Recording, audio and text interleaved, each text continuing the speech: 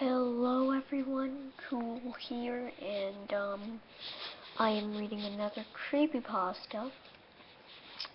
This time, it's called The Silent Film Museum. Anyway, let's get this started. It's rated 8.1 out of 10, and it's on creepypasta.com now, not crappypasta.com. Okay, let's go. I've always liked old horror movies, but I never really was a silent film enthusiast. I just found them too artsy and strange to really enjoy. It's like watching Talkies era movie, where everybody has been replaced by mimes with awful camera quality. Though you have to respect movies like Nosferatu and The Golem for still being so iconic and getting Blu-ray releases. And thanks to internet forums, I do have some knowledge on the matter. Anyway, have you ever heard stories of those obscure Eastern European museums that supposedly house all kinds of long-lost prints? I did, and I thought it was unlikely too. I was on vacation in Budapest to find some distant relatives, which I hadn't seen in years. My family had lived in the U.S. since the 1910s, so I had never even been in Hungary before. Though my third cousin and his wife had come over to the U.S. a couple of times. It was my first night in Budapest, and I was staying in a low-budget hotel just outside the inner city. When I woke up, the first thing I saw was the snow that gently covered everything outside. After getting up, I decided that I'd check out some famous landmarks first, since my appointment with my third cousin wasn't until tomorrow. After seeing some famous landmarks and watching Western-influenced buildings and Soviet concrete slabs make way for each other many times, I decided it was time to go back to my hotel room. I was already nearing the area when I stumbled upon an advertisement. It was a faded poster that drew my attention because of the strange black and white images on it, depicting a sad, mime-like face, surrounded by what must be stills from old movies. Above it, there was some acrylic writing I could not understand. Not very inviting. I was about to move on when I saw that there was a small English translation below which said, Budapest Institute for Silent Film. Miracles of the Modern Age. I chuckled. It didn't seem very impressive, so I went on to my apartment and texted a bit with my colleagues until I dropped myself on the bed, bored crapless. I studied the patterns on my bed sheets as I thought of everything I had seen today. But eventually, even that didn't save me from boredom, until the image of the old poster popped up in my head again. What was that thing, anyway? Probably just some old movies. What else could it be? Books? Racing cars? The poster was obvious enough. Not that I would get to see any of that anyway. Those prints had to be nearly dead. Or maybe I would, and it would be one of those crazy German flicks. I started to get curious. Maybe there were some exclusives that were never put online. Screw it, I thought.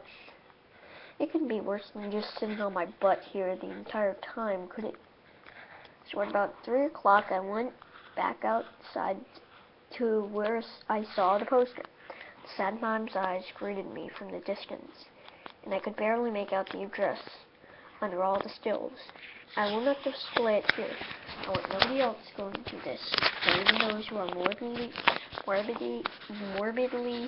curious to the point of stupidity. After some research, I finally found the location of the street on my map.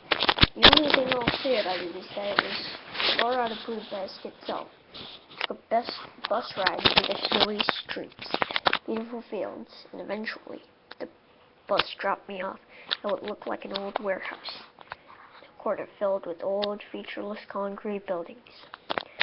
This really didn't seem like the place for an art museum. For a moment, I considered just waiting for the next bus to pick me up again, but I was too curious now. I didn't come all this way for nothing.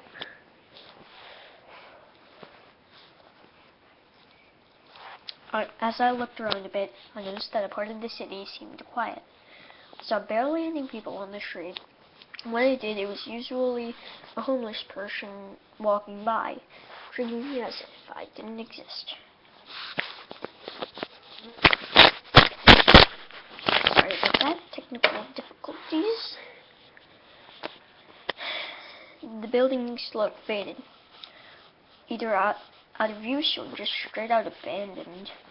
A couple of empty streets later, I stood before what had to be the museum. With all the concrete architecture, it looked like the other buildings. The windows were faded and scratched. There was graffitis on the walls and tiny cracks in the concrete walls. But it looked like it was still in use. Above the double doors, there was a sign with Cyrillic text, probably the title of the museum. After taking a deep breath, I opened one of the doors and stepped inside. Inside, there was something like a reception that looked like a receptionist's lobby. There was no one around. But there was no one around. The walls were white, dirty, and completely empty.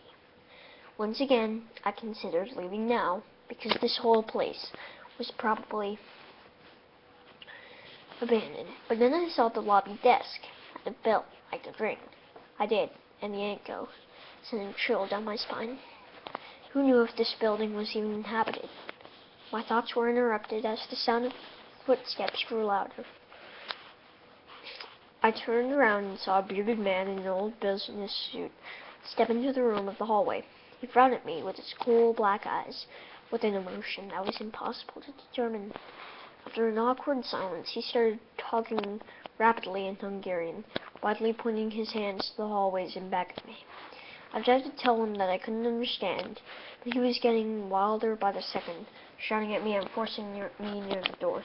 Finally, I hastily grabbed some foreign bills from my pocket and showed it to him, and he seemed to calm down.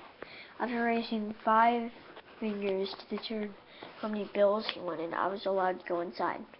I was led into the white hallway, which led to a room of silent film stills, one of which I remember as Bela Lugosi, the man who played the iconic version of Dracula.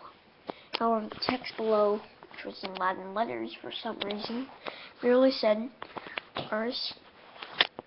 Aristide Olt as illet Kiralea. There were some other stills of more well-known movies, such as The Golem.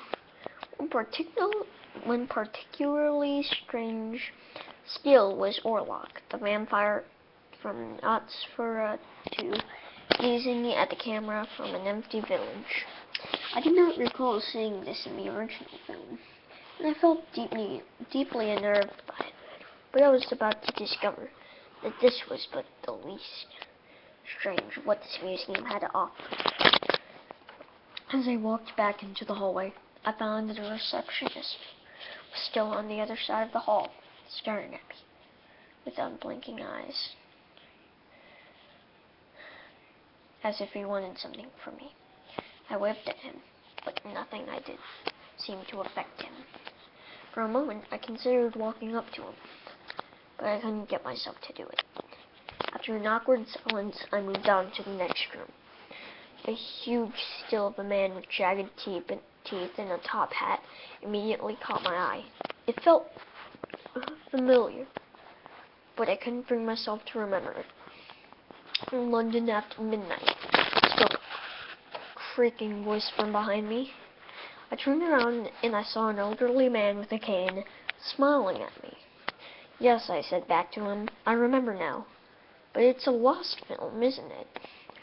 That's what I thought, he replied, until now. He pointed to the encased film print below the still. That's impossible. The last print burned down years ago. Apparently not. How would you know? I am here on the behalf of the NFPF, specifically to find this print. We had long giving up on recovering film as searched as this one, until last month I got a tip from an anonymous contributor that might have overlooked some places. So guys, that was part 1 of this 3-part series, and I hope you have a good day and good night.